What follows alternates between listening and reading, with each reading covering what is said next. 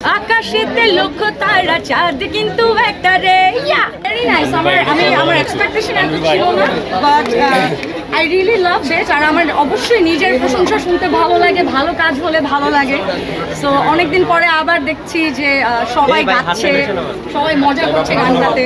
So obviously আমি বলবো যে আমি ব্লেসড, আলহামদুলিল্লাহ। একটা ভালো গান হলো, আবার স্টেজের জন্য আরেকটা গান বাড়লো।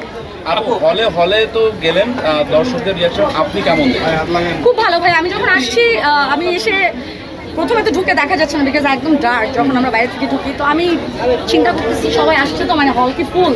দেন আমরা বসার কোনো জায়গা পাচ্ছিলাম না, বেসিক্যালি একদমই হল ফুল।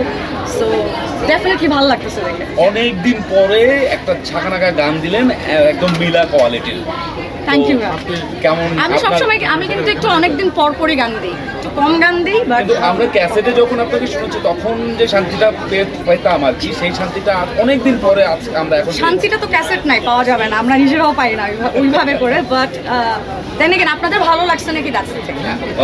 আকাশেতে লক্ষ তারা চাঁদ কিন্তু একটা রে হে ও আকাশেতে লক্ষ তারা চাঁদ কিন্তু একটা রে। Thank you so much. Thank you.